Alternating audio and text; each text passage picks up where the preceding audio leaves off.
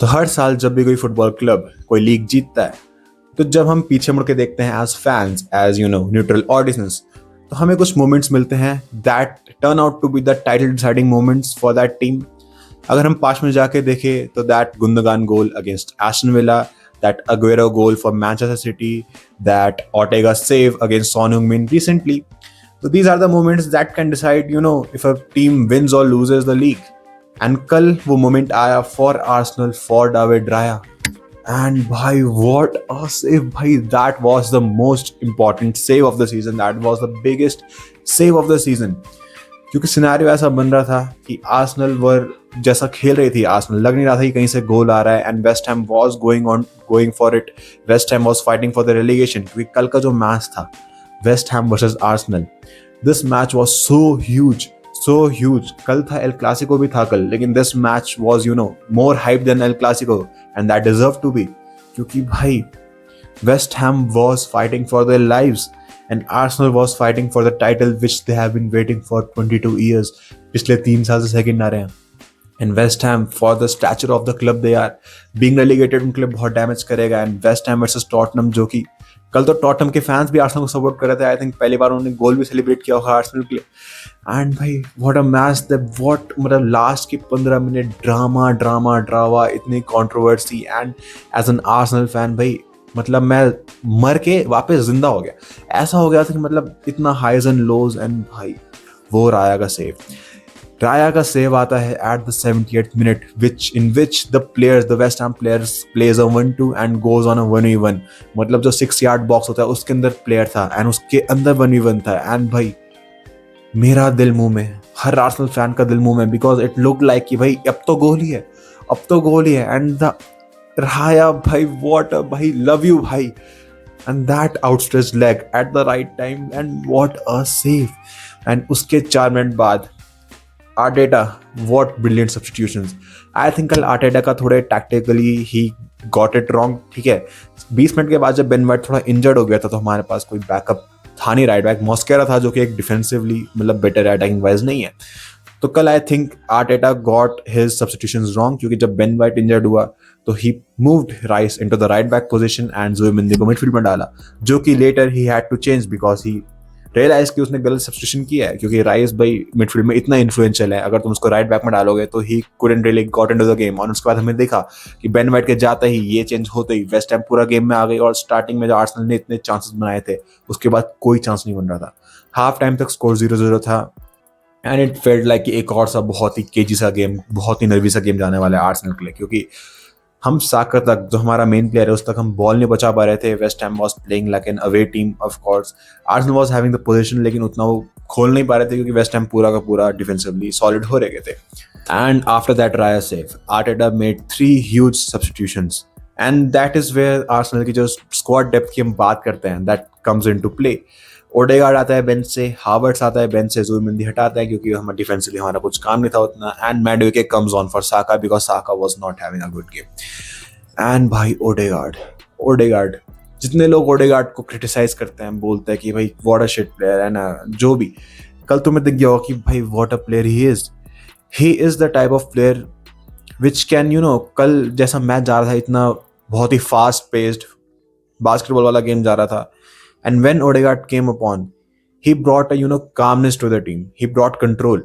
And जैसे ही वो आया, Arsenal was keeping the ball better. ठीक है, वो लिंक अप कर रहा था हावर्ट्स के साथ, मैडवेके के साथ, and they were he was creating passes. He was playing the threatening passes, the through passes from between the channels. And एक दो मोमेंट्स बने थे.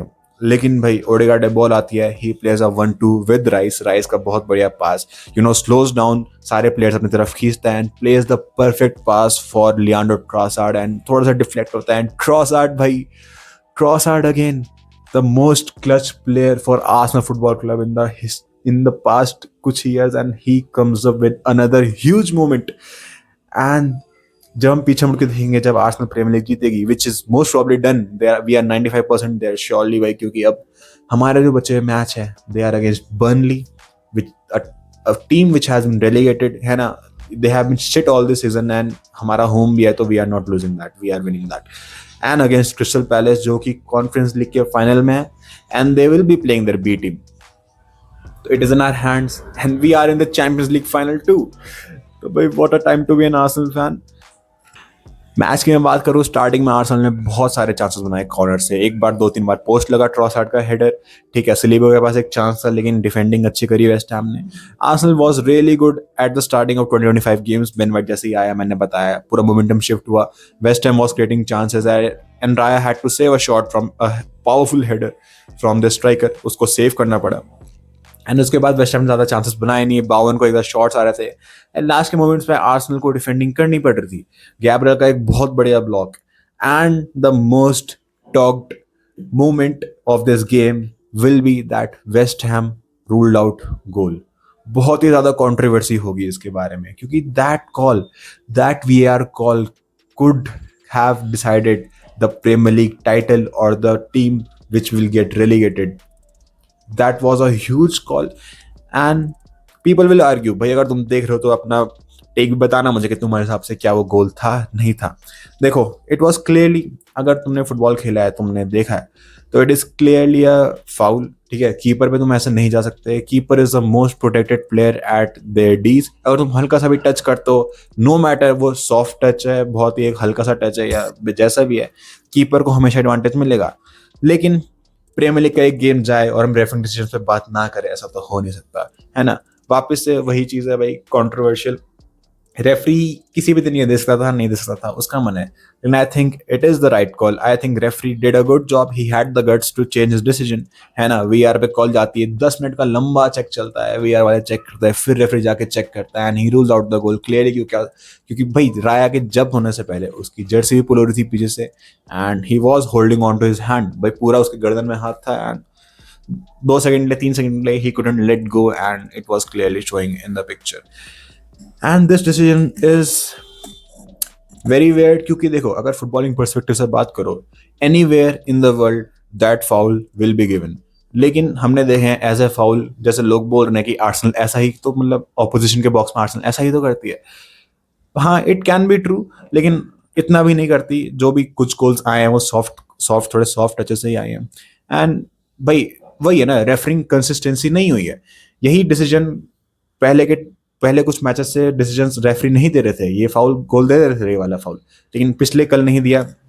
And a huge call and whatever भाई, I don't care. I am an Arsenal fan. We win and that matters at the end of the day and we are nearly there. We have one hand on the Premier League trophy. We are there. Come on you Gunners bhai, and if you have watched the video yahan tak, like and subscribe and see you in the next video.